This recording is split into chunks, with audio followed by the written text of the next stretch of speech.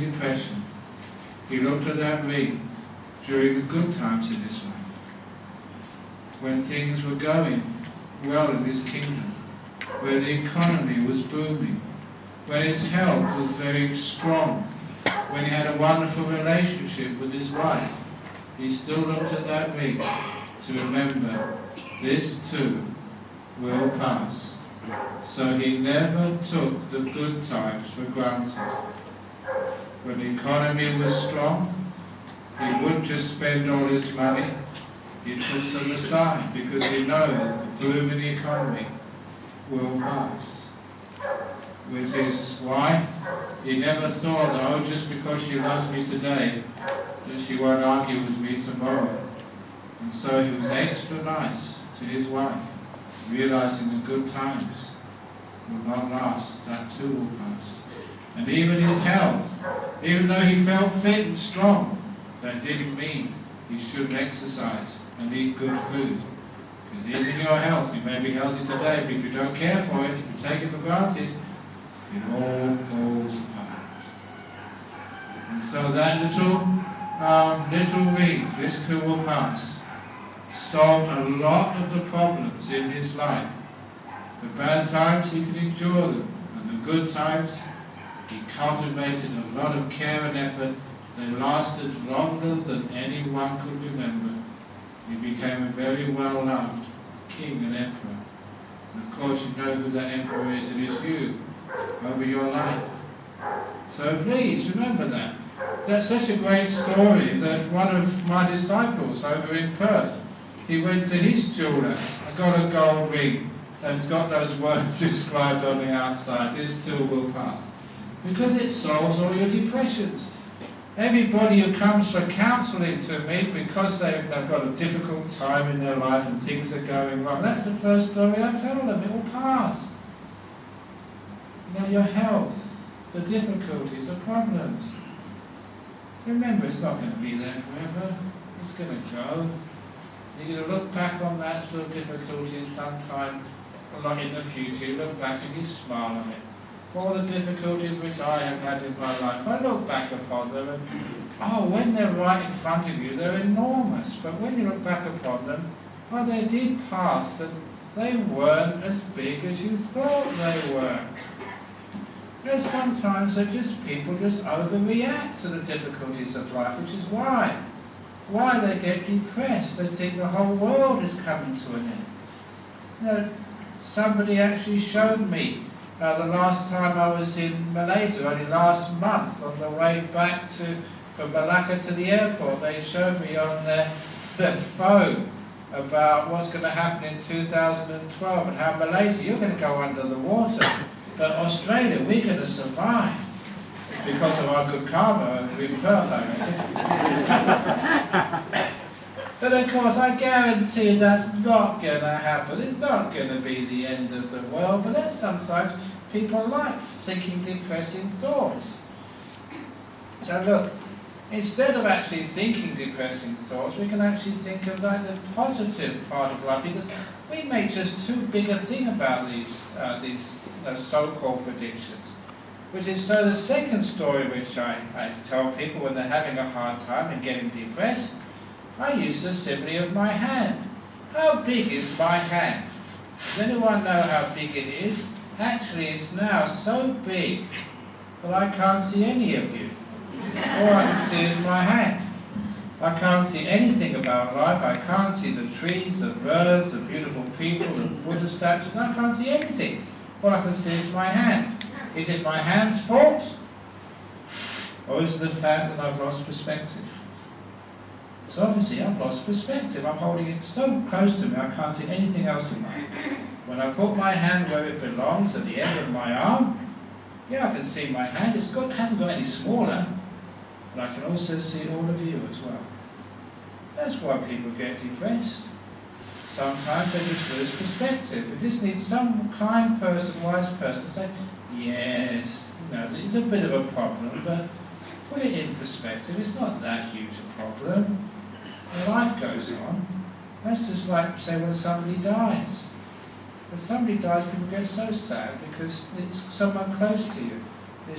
Hold it so close to you can't see anything else except the death of your cat, or your dog, or maybe your wife, or whatever. And it's so close to you, you can't see the perspective. When you put it where it belongs, yeah, that's a sad thing that's happened to you. What about all those other relations there who you need to love and care for? What about all those other people in the office or in the hospital where you're working which actually need you? What about the rest of life? When you see the big picture, when you find out you can't get so depressed, even like the loss of someone you love dearly doesn't affect you as much because you put the whole thing in its perspective. I'm not going to repeat it here, the simile of the two bad bricks in the wall, because people know that so much in Malaysia that they come to my monastery and say, where are the two bad bricks? I want to see the two bad bricks. That's another thing I was noticing. I gave a talk last night in Perth. Now, another reason why we get depressed is that we always like to collect all the pain and difficulty of the past. Because I've noticed, I've been to people's houses and seen the photographs which they put on their wall or on their shelves. And sometimes I've seen their photo albums. Now, we always have photographs, say, of our marriage. But how many of you have photographs of your divorce? You don't put that on the wall, do you? Then you have photographs of the little baby when they're just really born. But you have photographs of them when they're in the hospital, sick, having an operation. You don't put that on the wall, do you? You have wonderful photographs of like mountains and waterfalls. But do you have any photographs, of like the rubbish tips? Because we have these big rubbish tips in Australia where when we recycle things, sometimes we have to actually take them to the recycling tip. And I've never seen anybody take a photograph of the recycling tip. Now, you go to beautiful places, but you don't go with your camera to the morgue and take photographs down there. So why is that all the photographs we take of the happy moments, then you take photographs of when you graduate from university, when your children graduate. I see so many photographs in people's houses of your children wearing the funny hats and getting a scroll from somebody else.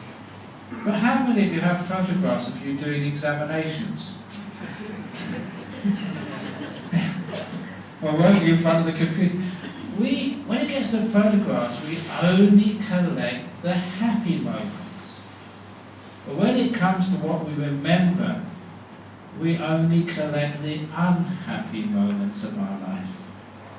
So the photograph album we've got between our ears is very, very negative, which is why we get depressed. So what you actually remember, the things which you keep, sort of the keepsakes of your life, should be exactly the same sort of things you put in your photo album. This should be like the wallpaper on your computer, should be like the wallpaper in your mind. Just the beautiful and happy stuff.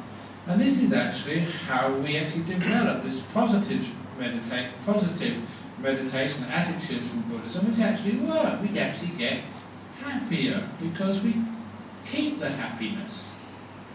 One of the other reasons we get depressed is because as human beings, we always like, this is weird, we always like to receive criticism.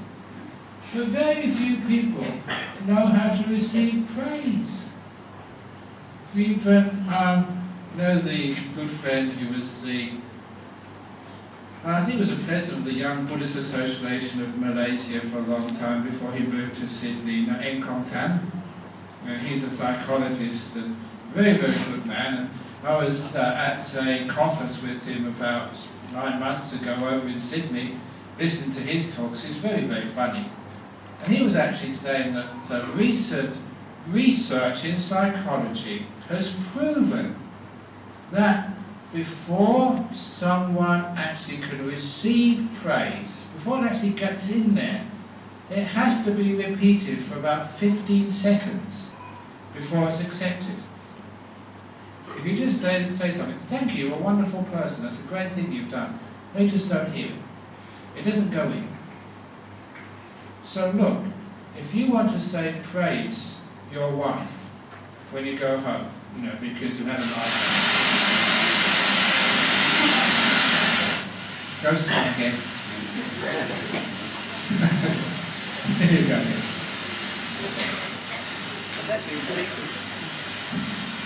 I think it's something to do with the speakers. Okay. Anyway, here we go. So, if you're going to be praising your wife,